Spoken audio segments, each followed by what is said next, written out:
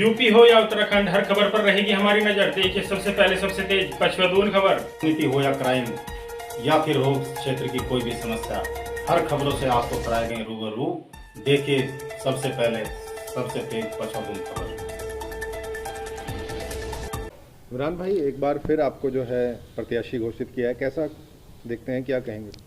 देखिए, मैं सबसे पहले तो अपने नेता राहुल गांधी जी का, कांग्रेस प्रेसिडेंट मल्लिकार्जुन खड़गे साहब का और हमारी नेता प्रियंका गांधी जी का धन्यवाद करूंगा, अखिलेश जी का धन्यवाद करूंगा और इंडिया गठबंधन के तमाम नेताओं का धन्यवाद करूंगा।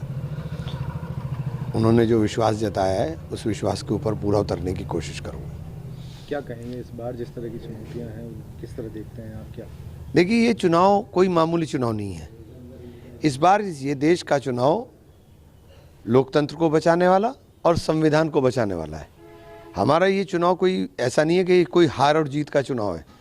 ये चुनाव सीधे सीधे संविधान को बचाने वाला चुनाव है। जब पूरे देश में संविधान की धज्जियां उड़ाई जा रही हों, संविधान को बदलने की बातें की जा रही हों, ऐसी परिस्थिति के अंदर चुनाव हो रहा है, तो मैं समझता हूँ ये चुनाव नहीं है, ये तो देश के संविधान को बचाने और लोकतंत्र को बचाने का काम करना है, उसके लिए संघर्ष करना है। क्या कहेंगे, गठबंधन इस बार एक तरफ है, दूसरी ओर मायावती जी अलग लड़ रही हैं, और तीसरी तरफ अब जो दूसरे नेता हैं, अरविंद केजरीवाल हैं, चाहे और अन्य हैं जिनको ईडी या अन्य एजेंसी द्वारा काम कराया जा रहा है, क्या कैसे देखते हैं कि कितना फर्क पड़ेगा इसका? मैं जब भी तो कह रहा हूँ कि संविधान की धज्जियां उड़ाई जा रही हैं। मतलब निर्वाचित मुख्यमंत्रियों को पहली बार आप देख रहे हो कि मुख्यमंत्री जेल से सरकार चलाएंगे। अला हमारा देश किस दिशा में जा रहा है, हम लोग किस दिशा के अंदर पहुंच रहे हैं। कल मैं उनकी प्रेस कॉन्फ्रेंस देख रहा था, मनी ट्रेल मिल रहा है बीजेपी में, जेल जा रहे हैं केजरीवाल। देखिए कमाल इस देश के अंदर ये हो रहा है कि कोई सोच नहीं रहा है। तो ऐसी परिस्थिति में जब ऐसे हालात बन गए हों तो ये लोकतंत्र को बचाने का चुनाव है।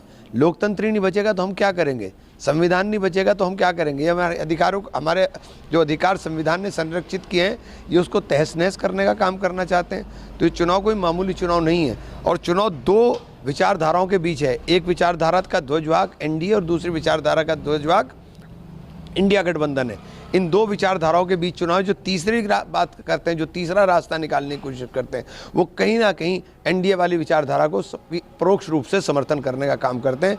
मुझे इस बात को कहने में कोई दो राय नहीं है। यहाँ लड़ाई सीधे सीधे है कि यहाँ इंडिया गठबंधन और एनडीए, और इंडिया और एनडीए गठबंधन के बीच का जो रास्ता निकाल रहा है वो कहीं ना कहीं एनडीए को सपोर्ट कर रहा है। पिछली बार जो है आप तीसरे नंबर पर रहे थे, तो इस बार क्या लगता है आपको? समाजवादी और कांग्रेस और अन्य जो दो दल हैं वो साथ में मिल रहे हैं, तो इस बार कितना आप अपनी जीत को लेकर आश्वस्त? मैं 100% आश्वस्त हूँ और इंशाल्लाह हम लोग इस बार, देखिए जीत हार का तो पता नहीं, लेकिन हमारा और बीजेपी का जो मार्जिन है वो 2 से 2 लाख से ऊपर का है, 2-2.5 लाख से ऊपर का है। तो इसलिए मैं बहुत कंफर्टेबल चुनाव के अंदर हूँ। कोई मुझे बहुत ज़्यादा हौच पौच वाली स्थिति मेरे चुनाव की नहीं है। क्या कहेंगे, अब तक भाजपा ने अपना प्रत्याशी सहारनपुर सीट से नहीं घोषित किया, तो किस तरह से? देखिए, प्रत्याशी कोई भी आए उससे कोई फ़र्क नहीं पड़ता, कोई भी प्रत्याशी हो।